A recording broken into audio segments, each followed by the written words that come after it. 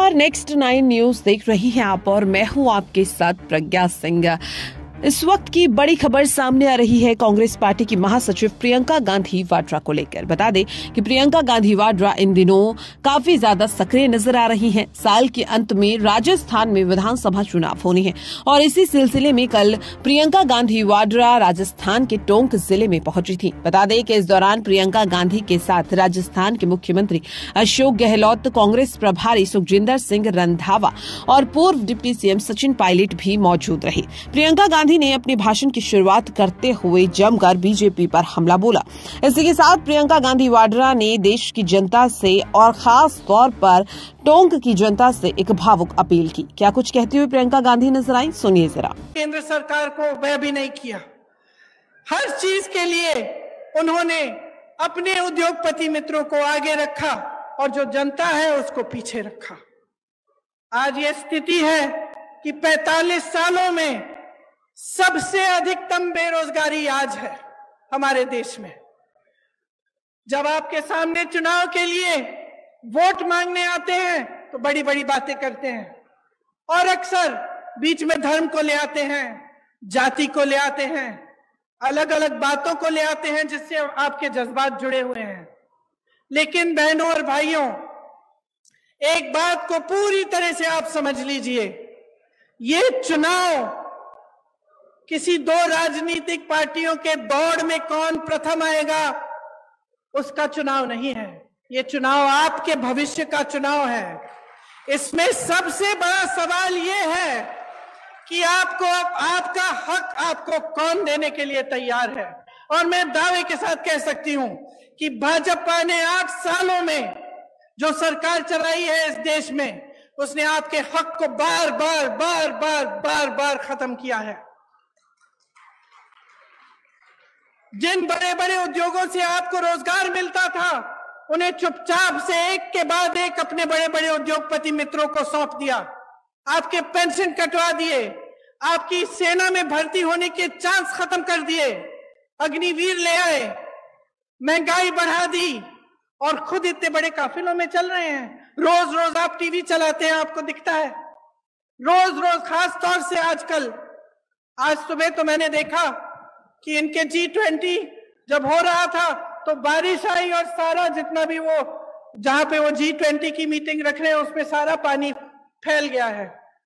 मेरे मन में एक बात आई कि शायद जो हमारे देशवासी डर के मारे कह नहीं पा रहे हैं, भगवान ने कह दिया कि अपना अहंकार कम करो, अपना अहंकार कम करो। इस देश ने तुम्हें बनाया है, इस देश ने नेता बनाया है, इस देश को आगे रखो, इस देश की जनता को सर्वोपरि बनाओ।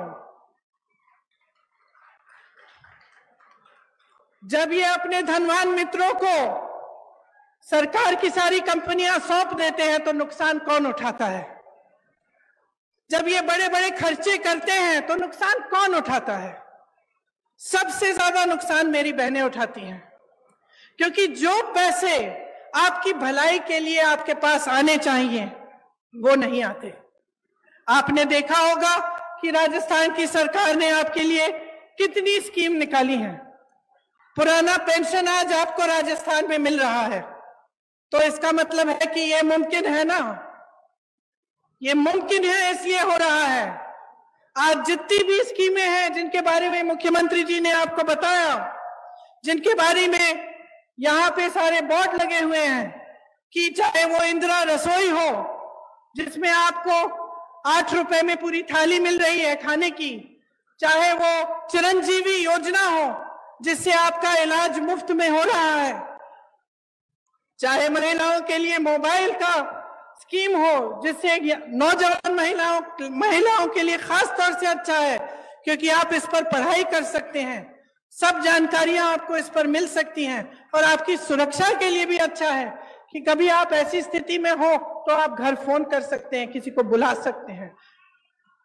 तो ये सब स्कीमें कैसे हो रही हैं राजस्थान सरकार द्वारा?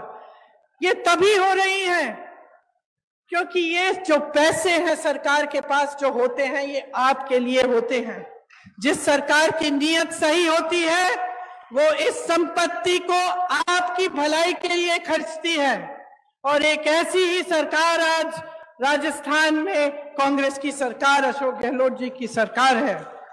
देखा आपने और सुना भी कि किस तरह से अपने भाषण में प्रियंका गांधी ने साफ तौर पर कहा कि अगर भारतीय जनता पार्टी की सरकार राजस्थान में बनती है तो जितनी भी योजनाएं गहलोत सरकार ने जनहित के लिए शुरू की हैं वो पूरी तरह से ठप हो जाएंगी। यानी कि अपने भाषण में एक बार फिर से प्रियंका गांधी वाड्रा ने मास्टर स्ट्रोक खेलते हुए बीजेपी की मुश्किलें बढ़ाने का काम कर दिया है। बता दें कि इस वक्त प्रियंका गांधी वाड्रा और नरेंद्र मोदी के बीच कांटे की टक्कर देखने को मिल रही है। दावा किया जा रहा है कि नरेंद्र मोदी के सामने प्रियंका गांधी वाड्रा वाराणसी से चुनाव लड़ सकती हैं। हालांकि अभी तक कांग्रेस पार्टी की तरफ से इस बात पर किसी भी तरह की प्रतिक्रिया सामने नहीं आई है। लेकिन आपको क्या लगता है कि अगर वाराणसी से प्रियंका गांधी वाड्रा चुनावी मैदान में उतरती हैं तो क्या वो नरेंद्र मोदी को हरा पाएंगी? अपनी राय कमेंट बॉक्स में जरूर शेयर करें। फिलहाल के लिए इस खास रिपोर्ट में इतना ही। ऐसी ही तमाम अपडेट्स के लिए देखते रहिए नेक्स्ट 9 न्यूज।